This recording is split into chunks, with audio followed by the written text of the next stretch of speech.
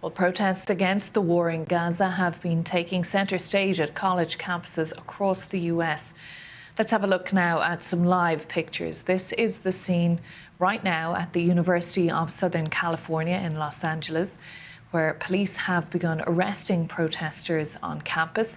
The university's public safety department had announced that demonstrators who didn't vacate the area would be detained by the LAPD. The campus has now been closed. Students need their current ID cards to get in and out of the campus. And we have seen a number of students, of protesters already appear to have been arrested, at least detained, using plastic ties there by the police and the security officers who are on the scene. We'll keep those pictures there. We'll keep you up to date on what's going on. Our Los Angeles correspondent Emma Vardy has been reporting on those demonstrations. There's been a number of points of tension, particularly on this campus. One of them is that the valedictorian of USC, essentially the top graduate of the year that the university has handpicked, had her speech cancelled at the graduation ceremony. She'd been accused of anti-Semitism, and the university here, trying to de-escalate tensions, which have escalated, cancelled her speech and cancelled a number of other speakers too. But it seems that had the effect of galvanising support for this protest today. There were protesters here holding placards saying, "Let Asna speak," in relation to that cancelled speech. There was also a heavy police presence at the University of Texas in Austin. The university there said the protest was not authorised.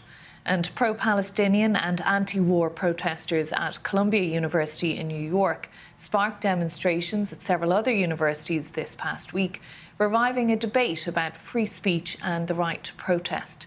There have also been reports of anti-Semitic remarks at some of the demonstrations, something Columbia's president has condemned as unacceptable and said would be met with appropriate action. Well, on Wednesday, the Speaker of the House, Mike Johnson, met Jewish students at Columbia. He called on the university's president to resign and accused administrators of failing to protect Jewish students from anti-Semitism. We just can't allow this kind of hatred and anti-Semitism to flourish on our campuses, and it must be stopped in its tracks. Those who are perpetrating this violence should be arrested. And I'm here today joining my colleagues and calling on President Shafiq to resign if she cannot immediately bring order to this chaos.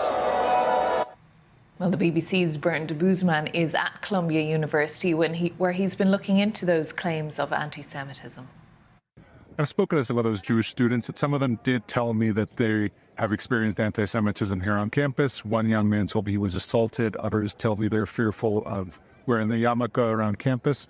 But the protest organizers tell me that those incidents are overblown, and they fear that anti-Semitism is being weaponized to shut down the protest. Now, the university's president has given them a deadline in which they have to successfully finish negotiations with the school. After that, it's unclear what happens. It could be that, as many of the students say, police are again called. But at the moment, it's still very unclear. But things are very calm here at Columbia campus, but we'll have to see what happens later tonight. Bernd de Boezman there at Columbia University. We're still looking at those live pictures of the scene at USC in Los Angeles. Earlier, I spoke to former US State Department Middle East expert, a former advisor there, Wael Al-Zayat, about the protests and the accusations of anti-Semitism that have been made against some of those protesting. Wael, I just want to get your thoughts when we look at the images that we're seeing from some very high-profile university campuses across the US, those protesting the war in Gaza, and arrests taking place in Texas, California, Connecticut, New York. What are your thoughts on those scenes? My thoughts are really, I'm concerned for the safety of these students and for their parents. These are courageous young men and women who are speaking truth to power, who are saying enough with war crimes and the killings in Gaza of innocent people, and with U.S. funding to the most part, and that they want peace, they want a ceasefire, and they're being met with arrests, suspensions, doxing, attacks. And it's a sad chapter here. I think universities should be a safe haven for free speech, for assembly, and for free thinking, and the opposite is happening. There are some students, though, who are saying that they don't feel safe going past these protests and that they have heard some anti-Semitic commentary coming from them as well. Well, that's absolutely reprehensible and to be condemned. And I think many of the student movements, including Colombia, have issued statements denouncing anti-Semitism, being very clear on where they stand on hatred toward any people, particularly the Jewish people. In fact, what's really frustrating is that these movements include many Jewish students. The Jewish students at Columbia, for example, have celebrated the Jewish holidays with other students on campus at these encampments. And there's an utter rejection of these accusations. I do think that there are some bad actors that have mixed with these protesters, but we should not be painting all of them with the same brush. Those who are coming there to instigate or to harm others should absolutely be kicked out. But those who are there to protest freely and exercise their First Amendment should be allowed and should be protected. What's your view of how the college authorities are handling this? I mean, you've mentioned Colombia. If we just look at that as a case, the Speaker of the House, Mike Johnson, was there today. He's calling for the president there, Nema Shafik, to step down for failing to restore order. The pro-Palestinian protesters are also calling for her to step down for calling the police in. Look, I think in many ways the universities have been caught flat-footed. They have been caught as a consequences of a conflict that's outside of their control, but they could absolutely create safe spaces for their students and be very clear with their processes and protocols, and be very clear that they're not going to allow really pro-Israel forces to dox their students, and that those who are trafficking in anti-Semitism will be dismissed. But in between all of that, there is 95% of students who are there to exercise their freedom of speech. So I think they've mishandled that. But also we need to be very clear. This is all the byproduct of a terribly failed foreign policy.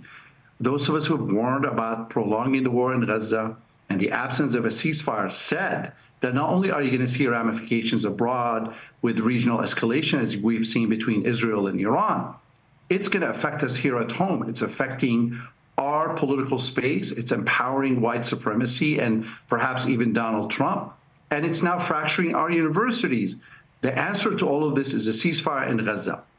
There's a great tradition of on-campus protest in this country. Given what you've said there, do you think the Biden administration will be in some way influenced by what the students are doing? I hope that they are and not drawing the long lessons. I've seen the wrong lessons. I've seen some heads of pro-Israel organizations demand that the National Guards be called and that more police forces be sent. That is absolutely the wrong way to address this. Young people are telling us something. We need to listen to them. They are no longer okay with U.S. money going to foreign governments that are killing children. The right answer is to be in dialogue with them and to heed their calls. Young people have always been right. They've been proven right on climate. They were proven right on Vietnam.